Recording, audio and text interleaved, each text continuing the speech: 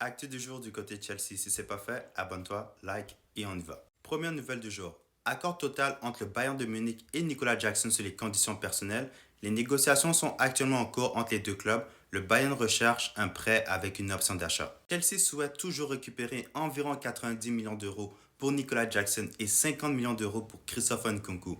Les deux joueurs continuent à s'entraîner avec l'équipe première et s'ils ne sont pas vendus d'ici les prochains jours, ils vont être réintégrés dans l'équipe et pour être revendus au mercato d'hiver. 90 millions pour Nicolas Jackson, c'est une dinguerie. Je ne sais pas s'il y a beaucoup d'équipes qui vont être prêtes à payer ce montant-là.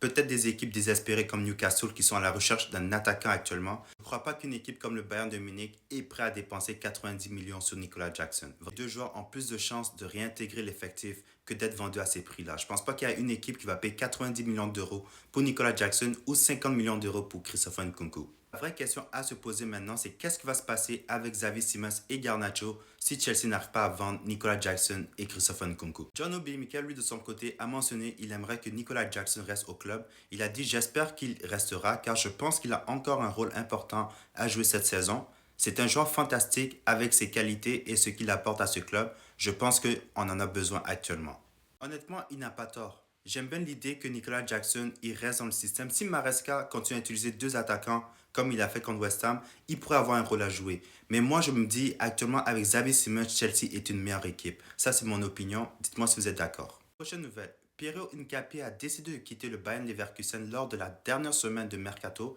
Chelsea et Arsenal manifestent un intérêt certain. Le défenseur de 23 ans a une clause libératoire de 60 millions d'euros. D'après moi, Chelsea n'a pas besoin de compléter sa signature parce qu'on a un joueur similaire avec Joral Lato dans l'effectif. Prochaine nouvelle. Donc, il y a une bataille actuellement entre Sunderland et Bournemouth pour signer Axel Disasi. Bournemouth veut un prêt et Sunderland veut un transfert définitif. Et il y a d'autres clubs aussi en première ligue qui sont intéressés par le défenseur central.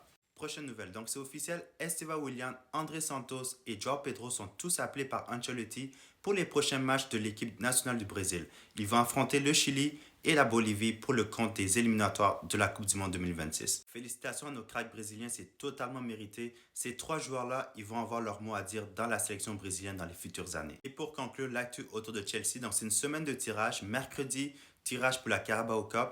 Et jeudi, tirage pour la Ligue des Champions. Donc dis-moi dans les commentaires, est-ce que tu préfères que Nicolas Jackson soit vendu pour qu'on puisse compléter le transfert de Xavi Simons ou tu préfères qu'il reste et qu'il ait une autre chance à Chelsea? Également, quelle équipe que tu aimerais que Chelsea affronte en Ligue des Champions? Abonne-toi, like, partage et on se retrouve dans une prochaine vidéo. On y va.